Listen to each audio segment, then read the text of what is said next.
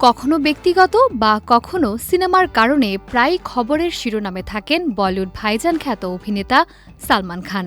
এবারও আলোচনায় এসেছেন এই অভিনেতা। সম্প্রতি সামাজিক মাধ্যমে ফাঁস হয়েছে সালমান খানের ব্যক্তিগত মুহূর্তের একটি ভিডিও। এরপরই নেট দুনিয়ায় আলোচনার কেন্দ্রে এ নায়ক।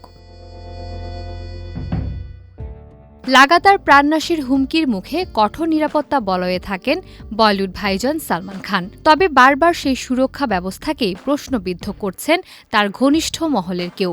সম্প্রতি নায়কের ব্যক্তিগত মুহূর্তের একাধিক ছবি ও তথ্য ফাঁস হওয়ার ঘটনা সেই দুর্বলতারই স্পষ্ট প্রমাণ।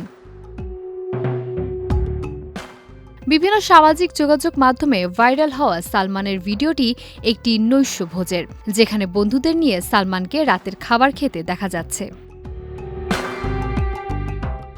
তবে এবার বিতর্কের কেন্দ্রে নায়কের নিজের আচরণ।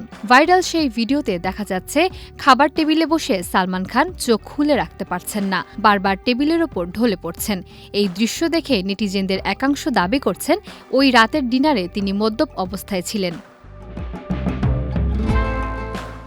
নেটিজেনদের আরেক দল অবশ্য নিয়েছেন নায়কের পক্ষ। ভক্তদের প্রশ্ন, লাগাতার হুমকি, মানসিক চাপ, শারীরিক অসুস্থতা সবকিছু ভুলতে যদি বলিউড ভাইজান মাতাল হন, তাহলে সে ব্যক্তিগত মুহূর্ত কেন প্রকাশ্যে আনতে হবে? আরেক ভক্ত প্রতিবাদের সুরে লেখেন, কী ধরনের মানসিকতা এটা? মানুষটাকে শান্তি দেবে না এক মুহূর্ত।